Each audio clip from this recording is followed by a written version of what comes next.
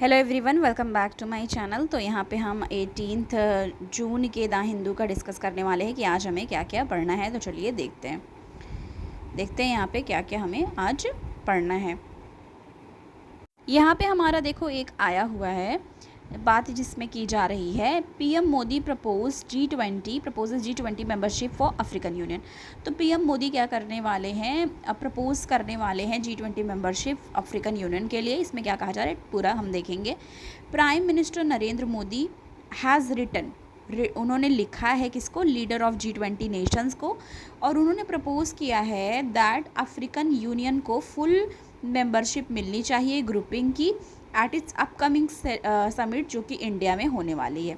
ठीक है, इसमें क्या कहा जा रहा है, prime minister has taken bold step, उन्होंने एक बोल्ड स्टेप लिया है इन्हांस करने के लिए अफ्रीका की वॉइस को इंटरनेशनल स्टेज पे and in shaping the future of our shared world they said. और इसमें एक चीज़ जाननी है, इंडिया होस्ट कर रही है G20। अब देखो कुछ चीज़ें याद रखनी है आपको। इंडिया क्या कर रही है, होस्ट कर रही है इस बार G20 को, पहली चीज़। दूसरी चीज़, एक बोल्ड स्टेप लिया गया है इंडिया की तरफ से, bold step of Indian prime minister कि फुल मेंबरशिप मिले किसको, अफ्रीकन यूनियन को। ठीक है, ओके। अब यहाँ पे एक चीज़ और याद रखनी है अफ्रीकन यूनियन के बारे में। देखो मैं अभी यहीं पे शॉर्ट नोट जैसा कर दे रही हूँ, तो आप इसको अपने शॉर्ट नोट में जहाँ नोट करते हो वो आगे नोट कर लेना प्लीज़। अफ्रीकन यूनियन के बारे में थोड़ी चीज़ें जानेंगे। ये एक कॉन्टिनेंटल बॉडी है, ठीक है। इसमें क्या देखना है, कंसिस्ट ऑफ 55 मेंबर। तो जो अफ्रीकन यूनियन है इसमें कितने मेंबर्स हैं, 55 मेंबर्स हैं। It will be right step toward, ये एक राइट स्टेप होगा just fair more inclusive and representative global architecture and governance के लिए। ठीक है, mister Modi has been particularly focusing on incorporating priorities of African countries in G20 agenda. African Union is considered the topmost grouping representing the voice of Africa. It has been working toward ensuring progress and economic growth of African nation. It was officially launched in 2002 as successor of Organization of African Unity. तो ये याद रखनी है। अब ये चीज़ें हमने यहाँ से शॉर्ट नोट में आपको ये दो चीज़ें अपनी मेंशन करने लेनी है, और ये भी मेंशन कर लेना है कि जो अफ्रीकन यूनियन है वो top most grouping representative voice of Africa. तो वॉइस ऑफ अफ्रीका के लिए ये अफ्रीकन यूनियन एक तरीके से टॉप मोस्ट ग्रुपिंग है। ये हमने देख लिया यहाँ से। अब ये वाला हम ऑलरेडी डिस्कस कर चुके हैं, कौन सा है ये, railway to review train operation ensuring zero compromise on safety. Infra पे हम ऑलरेडी इसको रेलवे से रिलेटेड ऑलरेडी हम कर चुके हैं। ठीक है, नेक्स्ट आ जाएंगे हम। नेक्स्ट हम देखेंगे हमें और कौन सा देखना है, पढ़ना है। 1 मिनट। कुछ चीज़ें जैसे IR से रिलेटेड हमें जाननी है, जैसे war must end South Africa, war must end South Africa's leader Ramaphosa tells Putin. तो इन्होंने पुतिन से कहा ये चीज़। Russia repel drone attack on oil pipeline station, और एयर स्ट्राइक हिट की है सूडानीज़ कैपिटल को, जिसमें 17% इंक्लूडिंग 5 चिल्ड्रंस की डेथ हुई है। सऊदी मिनिस्टर कहाँ गए, तेहरान में। अब ये हमारा एक टॉपिक संडे को आता ही आता है, 6 टॉपिक है साइंस का, एक पेज होता है हमारा, उस पर हम देखेंगे क्या चीज़ें हमें डिस्कस करनी है। इस पर एक चीज़ यहाँ पे है, cooler days warmer night in Bhubaneswar Cuttack. तो कूलर डेज देखे गए हैं और वार्मर नाइट देखे गए हैं भुवनेश्वर में। मल्टीपल स्पेस फ्लाइट जो है इसका shorter recovery time effects brain, और increasing light pollution has long term implication, ये हम देखेंगे ज़रा। तो यहाँ क्या कहा जा रहा है, researcher are documenting the impact of light pollution on ecosystem. देखो इसमें बता रहे हैं कि जो लाइट पोल्यूशन है इसका इम्पैक्ट कहाँ कहाँ हो रहा है, इकोसिस्टम पे हो रहा है, ह्यूमन हेल्थ पे हो रहा है एंड कल्चर पे हो रहा है। It impact the environment and cause habitat loss, disruption of food web, and declining insect population, and responsible for substantial greenhouse gas emission. Artificial light at night has variable and complex impact. ये वाला आपको अगर याद होगा, हमने already किया था कि ये आर्टिकल पहले आ चुका है. देखो अभी लाइट पोल्यूशन के बारे में बात की जा रही है कि जो लाइट पोल्यूशन है उसका इम्पैक्ट किन किन चीज़ों पे है. इनका लाइट पोल्यूशन का इकोसिस्टम पे है, ह्यूमन हेल्थ पे है, एंड कल्चर पे है. लेकिन हमने आर्टिफिशियल लाइट का ऑलरेडी कर लिख रखा है. आर्टिफिशियल लाइट का इसका इम्पैक्ट किस किस चीज़ पे है. आर्टिफिशियल लाइट एट नाइट की बात यहाँ पे की जा रही है. तो इसका इम्पैक्ट किन किन चीज़ों पे है आप देख लो. इसका इम्पैक्ट है प्लांट पे, एनिमल पे, एंड इंटायर इकोसिस्टम. ये याद रखना आपको, ठीक है. सम species respond to light pollution, making it difficult to mitigate the negative impact of light across the ecosystem. Leaf patterning in early plant differ from living pattern. Monkeypox outbreak in Asia Pacific. Monkeypox पे हमारा already सारा Newt बना हुआ है. आपको याद होगा कि मल्टीपॉक्स कैसे फैलता क्या है. अभी मल्टी कह रही हूँ, मंकीपॉक्स आउटब्रेक्स जो है वो एशिया पैसिफिक रीजन में देखा गया है. एशिया पैसिफिक रीजन में ये देखेंगे हम थोड़ा सा मंकी पॉक्स के बारे में. Over a month ago World Health Organization WHO ने डिक्लेयर किया mpox global health emergency के तौर पे. तो एक इम्पॉर्टेंट पॉइंट हमें यहाँ से मिल गया कि एम पॉक्स यानी कि मंकी पॉक्स को क्या डिक्लेयर कर दिया गया है, हेल्थ इमरजेंसी के तौर पे. Even though cumulative cases across the world continue to decline, there has been an increase in reported cases from some countries. कौन कौन सी countries हैं वो? South East Asia and Western Pacific region. What is monkeypox? Monkeypox के बारे में detail में यहाँ दिया हुआ है. मंकी पॉक्स और एम पॉक्स क्या है? Is a viral disease. तो ये आपको यहाँ से इंपॉर्टेंट मिला कि ये वायरल डिजीज़ है that primarily spread to human population through zoonotic spillover. मतलब जो ये ह्यूमन पॉपुलेशन को हो रहा है through zoonotic spill over. Zoonotic disease क्या होती हैं? जो एनिमल टू ह्यूमन में स्प्रेड होती हैं. ये आपको यहाँ से जानना है, ठीक है. Zoonotic with rodent and primate serving as potential reservoir, ठीक है. Mpox can be transmitted between human through close contact and exposure to infected bodily fluid और लिस्ट. मतलब अगर कोई ये ह्यूमन तक फैल सकता है अगर क्लोज कांटेक्ट में या एक्सपोजर में आते हैं जो भी इन्फेक्टेड है उसके. Sexual contact is also believed to contribute. Sexual contact की वजह से भी ये डिजीज़ फैल सकती है. Also believe to contribute to spread of disease particularly among certain demographics. अब देखो कैसे हो जाता है जिनको होता है, ठीक है. Increasing number of cases being reported from South East Asia and Western Pacific region. M pox एक रेयर इन्फेक्शन है. वो प्रीडोमिनेंटली रिस्ट्रिक्ट करती है some countries in Africa until early 2022 की. तो ये बता रहा है कि अर्ली 2022 तक वो रिस्ट्रिक्टेड थी कुछ पार्ट में अफ्रीका के. When a rise in case across the globe where the disease was not endemic particularly. तब उस समय जैसे कुछ ही पार्ट में, देखो पैंडेमिक का मतलब है कि ऑल ओवर द वर्ल्ड, ठीक है.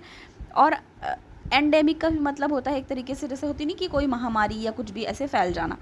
पर नहीं है एंडेमिक तो मतलब कुछ ही पार्ट में हो, ठीक है. पर्टिकुलरली यूरोप में एंड नॉर्थ अमेरिका में थी. अकॉर्डिंग WHO क्या कह रहा है कि over 87,000 cases of monkeypox have been reported due to date since Jan 2022 including 146 death. तो 146 डेथ भी इसकी वजह से हुए हैं. ग्लोबल सिचुएशन अपडेट देखेंगे कि ग्लोबल सिचुएशन अपडेट क्या है.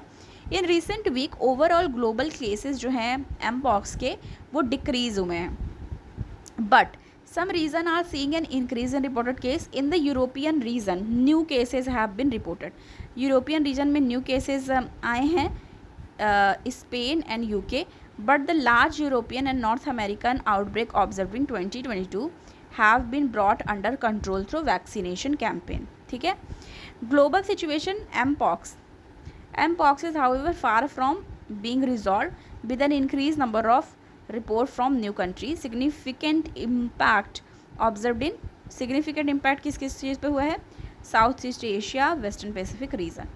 जून 2023 में चाइना ने क्या रिपोर्ट किया?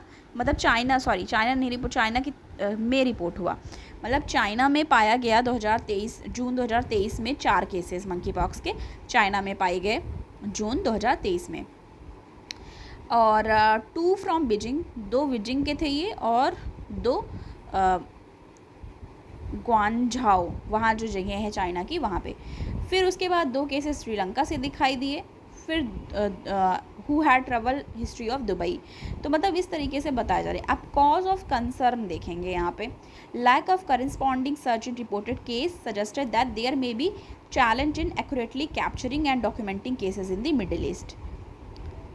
तो मतलब बता रहे हैं कि एक तरीके का चैलेंज ये रहा कि एक्यूरेटली कैप्चर करना और डॉक्यूमेंटिंग करना, मतलब डॉक्यूमेंट में उसको रजिस्टर्ड होना, जो भी केसेस रहे हैं मिडिल ईस्ट में। इसमें है suggesting that there may be challenge in detecting case in the region, कि मतलब वहाँ चैलेंज होगा डिटेक्ट करना कि किसको है किसको नहीं है। यहाँ पे है meanwhile the African region has also experience a surge in case, जहाँ पे कैमरून जगह पे। अच्छा, आप एक Cameroon one of the option था इस बार के यूपीएससी के पेपर में, अगर आपको याद हो। Demographic Republic of the Nigeria. Amid increase globalization and travel, need for global public health effort, cooperation and resource, genomic surveillance of monkeypox pathogen allow for contact tracing and monitoring of its evolution। तो ये सारी चीज़ें हैं जो monkeypox outbreak के लिए हमें देखना था। How can India tackle two diabetes burden, तो ये हम ऑलरेडी नोट्स बना चुके हैं। इसमें से बहुत सारे का नोट्स हमारा मंकी पॉक्स का बन चुका है, डायबिटीज़ बर्डन का बन चुका है। ये आप अपने नोट पलट के आपको पीछे देखनी है, ठीक है, तो ये आपको याद रखनी है, ठीक है। डायबिटीज़ से रिलेटेड हमने कल या परसों में ही किया था, अभी तो लेटेस्ट है ये वाला डायबिटीज़ का, कि कैसे कितने केसेस बढ़ रहे हैं, की फाइंडिंग्स क्या क्या हैं। In metabolic lifestyle disorder like diabetes prevention is a key, statistics क्या हैं, तो हम डायबिटीज़ से रिलेटेड ऑलरेडी पढ़ चुके हैं। What the India US initiative future tech, ये भी हमने कल ही शायद डिस्कस किया था, आपको याद होगा, कमेंट करके यस तो बोल देना।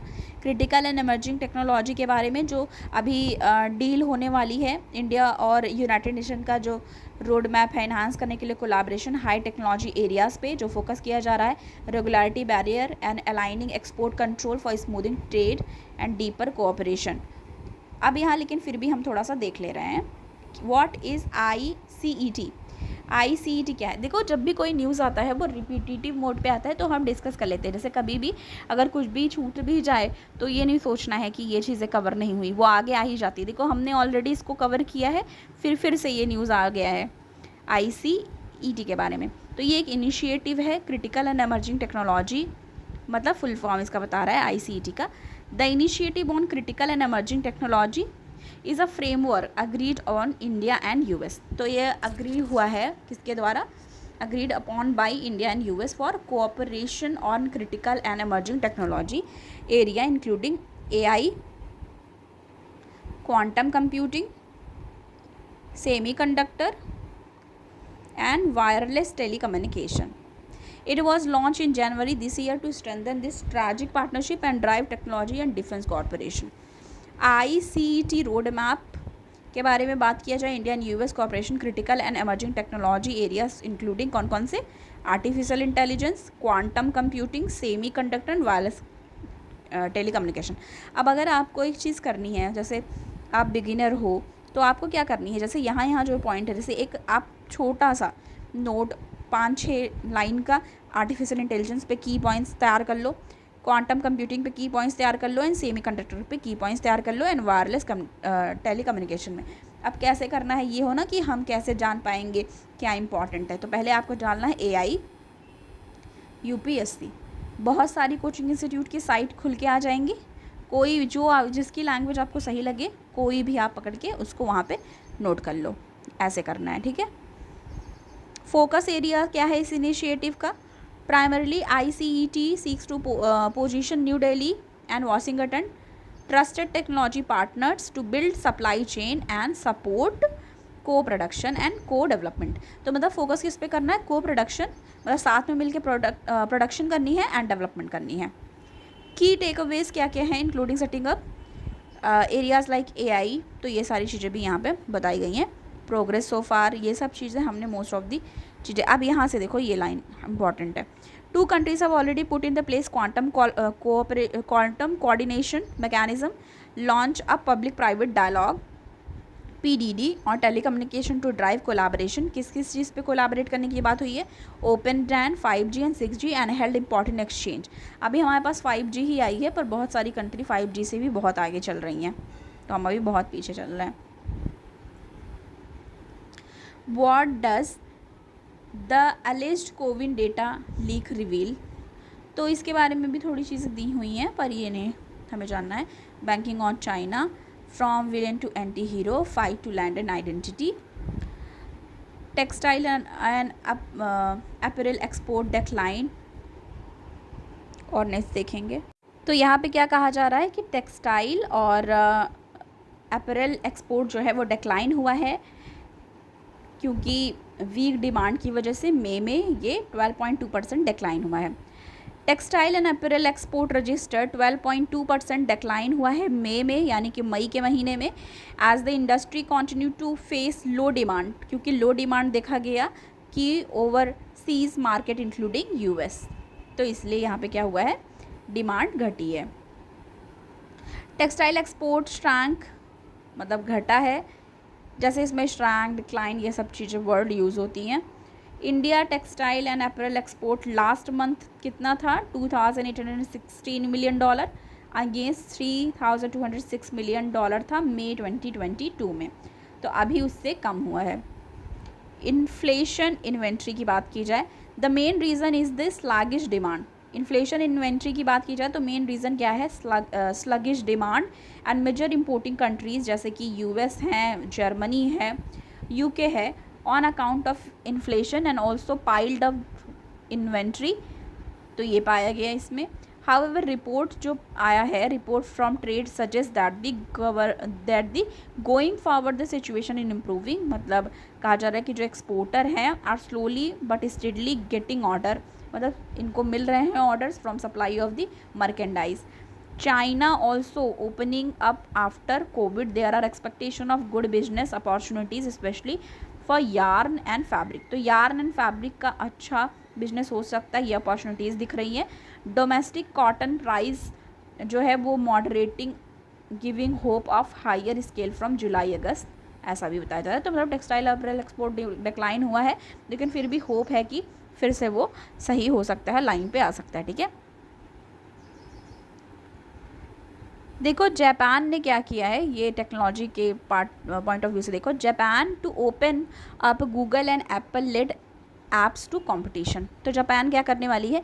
जापान प्लान कर रही है कंपटीशन के चलते कि स्मार्टफोन ऐप पेमेंट और 1 मिनट, हाँ, dominating Apple and Google by banning major app store operation from forcing software developer to use the operator own payment system बुलाने वाली है government panel set. The final report by panel release, final report panel का release हुआ Friday को, और इसमें ये कहा गया major supplier of smartphone operating system should be oblige to offer user alternative way to obtain apps in secure manner. मतलब कुल मिला के आपको ये सब इतना मत ध्यान दो, मैं जो बोल रही हूँ ये याद मतलब यहाँ पे जो हेडिंग है उससे याद रखो, नॉट, ठीक है, ज़्यादा वो नहीं सोचनी है। इसमें कहा जा रहा है कि जो जापान है वो भी ओपन कर रही है, जैसे गूगल और एप्पल लेड जो ऐप हैं कंपटीशन के लिए या फिर पेमेंट मेथड के लिए, तो वो अपनी चीज़ें कर रही है। ठीक है, 1 मिनट।